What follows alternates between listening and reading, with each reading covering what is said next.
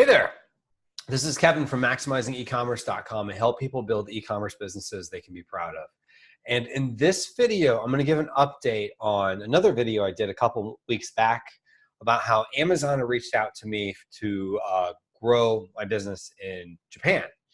And I just wanted to give you an update of what's going on with that, kind of what I've learned, and a potential pitfall that could save you some time and aggravation. So I ended up speaking with a rep from Amazon, super helpful guy. He's on the team at Amazon that handles reaching out to sellers in the US to sell overseas in Japan. And how I fell on their radar, I'm not 100% sure. I think I just came up with some report. I think it might have been my willingness to sell in other countries such as Europe and Canada.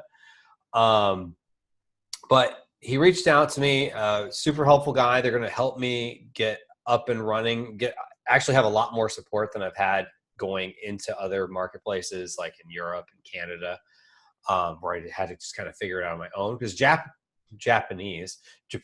is a little more complex than some of the other marketplaces. So what I would say about that is Japan, there's not as much translation into English as there would be like in Europe and in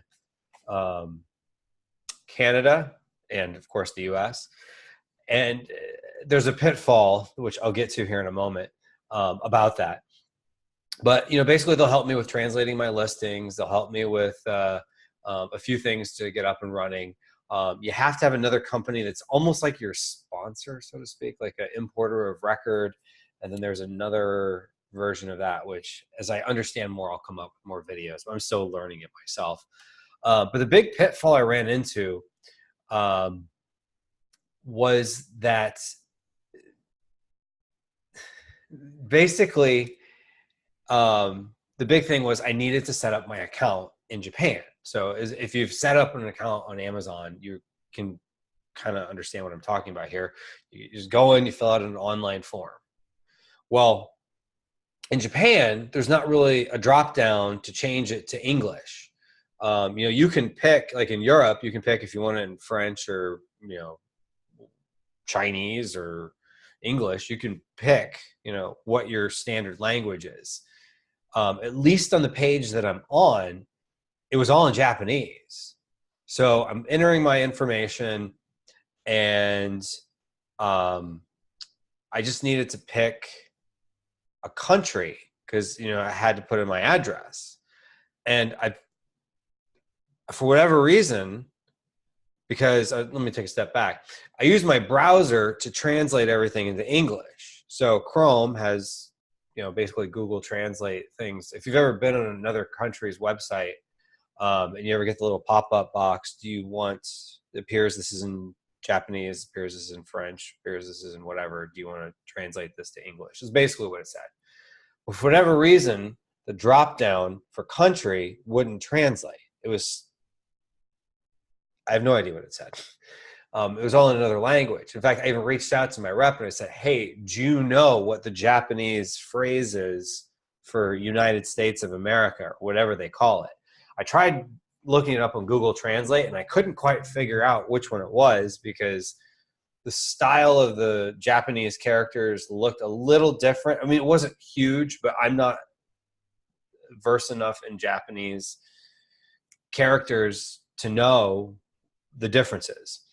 So he said, just pick one. We just need to get you registered, and then we'll change it later. So what I ended up doing was just picking one. Well, it ended up being, that was like overnight. And I think it was the next day, my account in Japan got suspended, was flagged as being suspicious activity.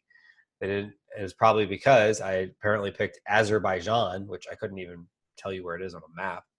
I picked Azerbaijan when I should have picked United States of America as the country for my entity's address, the company.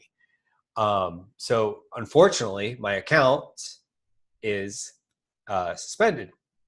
And he said, just put it in an appeal. So I put it in an appeal, and it's been about a week, and it should have been pretty cut and dry because I even put like his contact information. I said, you know, I'm working with a rep. You know, he's been helpful. He said, you know, he'll, once we hear back from the appeal, first let the appeal do its course. But unfortunately, I'm kind of dead in the water getting started. Now, it wasn't one of those things like, you know, the business had significant investment already put into Japan, where now that investment's kind of, you know, just hanging out there and not being able to, you know, build up steam, because they reached out to me. I had kind of had Japan on my radar, but it was like, you know, figure it out down the road. But since they reached out to me, Japan, or, you know, Amazon, that is, I figured I might as well do it. So it's not a huge loss. It's just more kind of giving me a new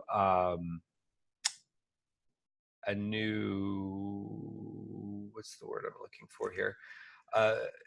A new understanding, a new empathy, I guess you could say, for people who's had their accounts suspended. Because I firmly believe play by the rules, but I've just heard stories of people getting their accounts suspended. And it's not like, oh, it's Japan, where it's just, you know, that's a nice thing to add to their portfolio. They hadn't put significant effort, but, you know, people that have pretty decent sized businesses suddenly get their accounts suspended by Amazon. You know, and they end up getting it reinstated because, you know, sometimes it's just a misunderstanding. Like in this case, this is truly a misunderstanding. It wasn't I was breaking any rules. I literally didn't know what to select for the country, and my rep said to do the same thing. Just pick one. We can change it later. So, well, I guess he probably told me the truth. We're in the process of figuring it out, so we can change it later. But you know, it's been almost a week, and I still haven't heard back. So. I still have high hopes for Japan. I'll continue to let you in on what happens.